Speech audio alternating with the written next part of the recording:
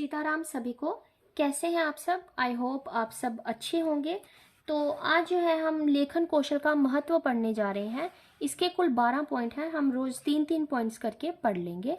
तो चलिए स्टार्ट करते हैं। उसने कहा है कि लेखन कौशल का क्या महत्व है, जो हमारी राइटिंग स्किल है इसका महत्व क्या है। सबसे पहला महत्व है ज्ञान अर्जन में सहायक। ज्ञानार्जन में सहायक नाम से ही पता चल रहा है कि ज्ञान को अर्जित करने में सहायक मिलता है, सहायक होता है। अब कैसे सहायक होता है वो पढ़ लेते हैं। कहता है लिखित भाषा के माध्यम से प्रत्येक विषय जो है का ज्ञान प्राप्त किया जा सकता है। अब लिखा हुआ है सब कुछ है ना, तो उससे क्या है, हम हर भाषा का ज्ञान प्राप्त कर सकते हैं। हिंदी भी ऐसे लिखा है, इंग्लिश भी ऐसे लिखा होगा बुक्स में, मैथ्स भी लिखा है, पंजाबी, साइंस, सब कुछ लिखा, साइंस और सब कुछ लिखा है ना, हिस्ट्री वगैरह। तो उससे क्या है, हम प्रत्येक विषय सब्जेक्ट का जो है ज्ञान प्राप्त कर सकते हैं। किससे? लिखित भाषा के माध्यम से। बोलता भाषा के लिखित रूप ने ज्ञान का क्षेत्र विस्तृत कर दिया है, मतलब बढ़ा दिया है ज्ञान का जो क्षेत्र है ना। अब कितनी सारी बुक्स आ गई हैं, न्यूज़पेपर्स, मैगजीन्स, जो ये सब, विकिपीडिया, गूगल्स, ये सब गूगल से और ये सब चीज़ों से कितना कुछ, यूट्यूब से हमें जानकारी मिल गया। अब कितना क्षेत्र विस्तृत हो गया है ना। और अब कहता कहीं से भी किसी भी प्रकार की जानकारी जो है लिखित रूप में हम जो है प्राप्त कर सकते हैं। किसी भी विषय की जानकारी जो है हम लिखित रूप में प्राप्त कर सकते हैं, कहीं से भी, है ना। कहता कहीं से भी कैसे, मतलब कभी बुक से, कभी विकिपीडिया से, तो कहीं मैगजीन से, कहीं न्यूज़पेपर से, कुछ ना कुछ जगह से जो है मिल ही जाएगा। कहता प्राचीन भाषा, साहित्य, इतिहास, विज्ञान आदि को हम तक पहुंचाने का श्रेय लिखित भाषा को जाता है। अब देखिए इसका मतलब क्या है कि साहित्य, इतिहास, विज्ञान, प्राचीन भाषा, ये सब जो है हमें कैसे पता चला? क्योंकि ये सब कहीं ना कहीं लिखा था, बुक्स में लिखा था, हमने वहां से पढ़ा, तो आज हमारे पास वो ज्ञान है, हमारे तक वो जो नॉलेज थी वो पहुंची थी, हमारे तक वो कहानियां पहुंच पाई। किसके कारण? लिखे होने के कारण। अब मुगल इंडिया में, भारत में कब आए, कब कब आक्रमण हुए, जितना भी, मतलब जलियांवाला बाग की क्या स्टोरी थी, जब ये अंग्रेजों ने शासन किया, ये कैसे करा, क्या क्या करा, कैसे कैसे करा, ये सब जो है उन्होंने लिख दिया था। तो हमें वहां से हमने पढ़ा और उससे हमें जानकारी मिल गई कि भाई ऐसा ऐसा हुआ था। अगर उन्होंने लिखा ही ना होता तो फिर हमें कैसे पता चलना था? अब अगर हमारे जो, अब जैसे श्रीमद् भागवत गीता है, वो अगर उन्होंने, व्यास जी ने नहीं लिखी थी, श्री वेद व्यास जी ना लिखते, और श्री रामचरितमानस अगर श्री वाल्मीकि जी ना लिखते, तो फिर क्या होता? कैसे, मतलब हम, है ना, कैसे, मतलब हम उसके जानकारी प्राप्त कर सकते? हमें तो अपने धर्म का कुछ पता ही नहीं चलना था, ज्ञान ही नहीं होना था। वो उन्होंने लिखा तो क्या है, हमें पता चला, हम उन्हें पढ़ सके, हमें उनकी नॉलेज मिल सकी, हम उनको समझ सके, हमें उस पर गर्व हुआ, फिर हम जान पाए उन चीज़ों को। तो आगे क्या है फिर? कहता इन सब का श्रेय क्या है? लिखित भाषा को जाता है। तो श्रेय क्या है? मतलब कि श्रेय जाना, मतलब जैसे बोलते हैं सारा क्रेडिट जाना, वो किसको जाता है? लिखित भाषा को, लिखा हुआ था उसको जाता है। इसी कारण जो है हम पढ़ पाए ये सब। कहता है व्याकरण शुद्धता का ज्ञान। नेक्स्ट पॉइंट है व्याकरण शुद्धता का ज्ञान। एक है उच्चारण शुद्धता, एक है व्याकरण शुद्धता। लेट मी क्लियर कि उच्चारण शुद्धता मतलब हम शब्द को गलत तरीके से उच्चारण ना करें, उसमें शुद्धता रखें, वो होती है उच्चारण शुद्धता। व्याकरण शुद्धता, लिखने में जो गलतियां ना करी जाए, वो बिल्कुल शुद्ध हो, उसे कहते हैं व्याकरण शुद्धता।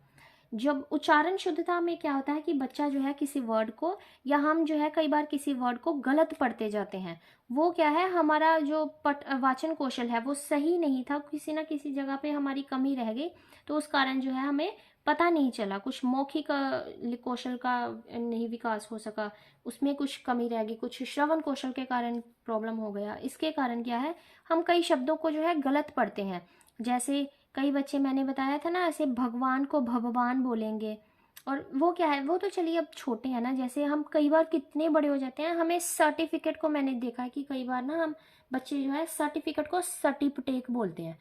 अब देखो सर्टिफिकेट है भाई, सर्टिपिटेक नहीं है। तो कोई सर्टिपिटेक बोलता है, कोई सर्टिपिटेक बोलता है। तो ये क्या है, व्याकरण अशुद्धता है, सॉरी उच्चारण अशुद्ध है उनका, उच्चारण मतलब वो किसी शब्द को गलत उच्चारित कर रहे हैं, उनको उच्चारण नहीं करना आ रहा है। व्याकरण शुद्धता मतलब उनको ये सब छोटी ई, बड़ी ई, छोटा ऊ, बड़ा ऊ, इन सब का जो है ज्ञान नहीं मिल रहा है, ये नहीं समझ में आ रहा है कि वो कैसे इसको करें। ये सब बड़ी उनकी प्रॉब्लम हो रही है। इसके वजह से जैसे मुझे कहना है कि रोहन एक लड़का है, तो मैं कहूँगी कि रोहन जाता है, ये जो है सही वाक्य होगा, रोहन जाता है। लेकिन वहीं अगर मैं कह दूँ रोहन जाती है, तो क्या वो सही वाक्य है? वो तो एक पुल्लिंग है ना, तो उसमें जाती है कैसे लगेगा? उसमें तो लगेगा जाता है, रोहन जाता है। और अगर मैं कहूँगी शमिता आता है, तो शमिता जो है स्त्रीलिंग है, उसके साथ क्या लगेगा? आती है, शमिता आती है। तो ये जो है व्याकरण अशुद्धियाँ होती हैं कुछ, जो हमें व्याकरण का ज्ञान नहीं होता, उसके कारण कुछ अशुद्धियाँ हो जाती हैं। कहता व्याकरण शुद्धता का ज्ञान मिलता है, जब हम लिखते हैं तो ऑब्वियसली हमें गलतियों का पता चलता है। चलिए पढ़ते हैं इसको।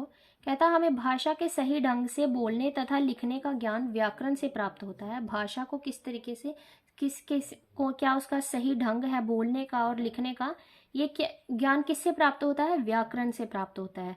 यहाँ तक कि मौखिक भाषा का शुद्ध उच्चारण लिखित भाषा पर निर्भर करता है। बिल्कुल सही। अगर हम सही लिखेंगे नहीं ना, तो सही बोल भी नहीं पाएंगे। अगर मान लीजिए मैं लिख देती हूँ आपको कि यही मैं लिख देती हूँ, बुक्स में लिखा है रोहन जाती है। अच्छा, तो अब कोई कैसे पढ़ेगा? रोहन जाती है ना। मैं किसी को बोलूँ चलो इसको पढ़ के बताओ, वो बोलेगा रोहन जाती है। अब मैंने लिखा ही गलत है, तो वो पढ़ेगा भी तो गलत। और यही अगर मैं लिखूँ रोहन जाता है, तो वो पढ़ेगा भी बिल्कुल सही। फिर क्या उसने कहा, यही उसने यहाँ पे कहा है कि यहाँ तक कि मौखिक भाषा का जो शुद्ध उच्चारण है लिखित भाषा पर वो क्या है, निर्भर करता है। कि अगर हम गलत लिखेंगे तो पढ़ेंगे भी फिर गलत ही। संधि, समास, उपसर्ग, प्रसर्ग, परसर्ग, ये सब जो है हमने पढ़े हैं पहले ही। ये आदि में से जो क्या होता है, शब्द का निर्माण होता है, लिखित रूप से स्पष्ट किया जाता है। ये जब हम लिखते हैं ना, तो फिर हमें पता चलता है, इन सब का है ना ज्ञान होता है, जिसका प्रभाव शुद्ध उच्चारण पर भी पड़ता है।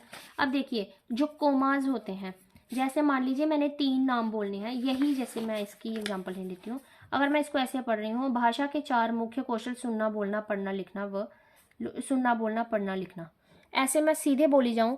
लेकिन अगर मुझे पता है कि बीच में ये जो है, ये देखिए ये कोमाज लगे हुए हैं, है ना, तो उससे क्या है, दिख रहे हैं ना ये कोमाज, कोमाज लगे हैं। जब मैं इनको देखूंगी तो फिर मुझे होगा कि अच्छा इसको ऐसे बोलना है, भाषा के मुख्य 4 कौशल सुनना, 1 सेकंड रुके, बोलना, फिर 1 सेकंड रुके, पढ़ना, फिर 1 सेकंड रुके, ऐसे फिर जो क्या है बोलने का भी हमें पता चल जाता है।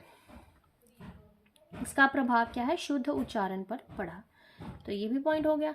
नेक्स्ट पॉइंट है दैनिक जीवन में उपयोगी। दैनिक जीवन मतलब डेली लाइफ में कैसे उपयोगी है लेखन कौशल, कैसे उपयोगी है, अब इसको देख लेते हैं। कहता व्यक्ति दैनिक कार्यों का ब्यौरा जो है मौखिक रूप से नहीं रख सकता। वही जैसे मैंने बताया था कि जब हमें कहीं जाना होता है, कि मान लीजिए मम्मी ने बोला कि आते वक्त ना सब्जी लेते आना, या सब्जी नहीं, ये सामान लेते आना उनकी शॉप से। मैंने कहा ठीक है। अच्छा, अब मम्मी ने बोल दिया जीरा, हींग, दाल, ये वो सब कुछ, इलायची, लौंग, ये लेकर आना। अब मान लीजिए वो 5, 7, 10 चीज़ें थी, और मुझे जाते वक्त मैंने कहा हाँ हाँ ठीक है, मैंने कहीं नोट नहीं करा, मैं चली गई दुकान पे, तो वहाँ मुझे भूल गया, मैं 5, 4 जो चीज़ें थी, 2, 4 मुझे याद थी, वहाँ पे मैंने कहा पता नहीं क्या था, पता नहीं क्या बोले थे, चलो ये जो याद आ रहा है यही दे दो। तो क्या हो गया, काम खराब हो गया ना। वो जब मैं घर गई तो मम्मी ने बोला कि अरे ये तो चलो फिर भी था, मैंने तो मेनली कहा था ना ये वाले सामान लेकर आना, वो तो तुम लाई नहीं, तो फिर पंगा पड़ गया। तो उससे क्या है, अगर उसी को हमने जो मम्मी जैसे बोलती हैं तो हम फटाफट लिख लें कि हाँ हाँ एक पर्ची पर ऐसे ऐसे ये सामान जो है हमें लेकर आना है, तो उससे क्या है हम वहाँ से पढ़कर आराम से सही सामान ला सकते हैं ना, कोई गड़बड़ी भी नहीं होगी। तो ये क्या करते हैं, हम दैनिक कार्यों का ब्यौरा जो हमें करना है, जैसे मैंने बताया था सुबह उठकर कई लोग डायरी में लिख लेते हैं उन्हें क्या क्या करना है आज, तो उसका ब्यौरा जो है मौखिक रूप से तो नहीं रख सकते हैं, लेकिन उसको क्या करते हैं फिर वो लिख लेते हैं। उन्हें सुचारू रूप से करने के लिए, सही ढंग से करने के लिए वह लिखित भाषा का जो है प्रयोग करते हैं, यूज करते हैं, लिख लेते हैं उसको। कहता है लिखित भाषा द्वारा ही घर तथा कार्य क्षेत्र में हिसाब किताब का लेखा जोखा रखा जा सकता है। कोई हिसाब किताब करना है, काम कर वगैरह करना है, घर का सामान लाना है, कुछ ये जो है जब लिख लेते हैं ना हम, या इतना बिल दे दिया, उसका बिल दे दिया, ये बिल दे दिया। कई बार मम्मियाँ ऐसे हमने देखा ना, वो टिक करती हैं, पानी का बिल दे दिया, सब्जी का बिल, सब्जी का वो दे दिए, उसका भी, रोटी का वो भी दे दिया, राशन का बिल दे दिया, ये वो सब दे दिए, बिजली का बिल भी दे दिया। टिक करती हैं, वो ब्यौरा रखती हैं सारा। जो हमारे पापा हैं वो घर पर आके वो सब लिखते हैं कि यहाँ से पैसे लिए, ऐसे किया, वैसे करा, अब देने हैं, ये है वो है, वो सब जो है लिखित रूप में डायरी में लिख लेते हैं। तो वो वही सब चीज़ें क्या है, हिसाब किताब लेखा जोखा जो है वो किया जा सकता है। किसके द्वारा? लिखित भाषा के द्वारा। आज हमने ये 3 करे हैं, अब नेक्स्ट वीडियो में हम अगले करेंगे। Thank you. सीताराम।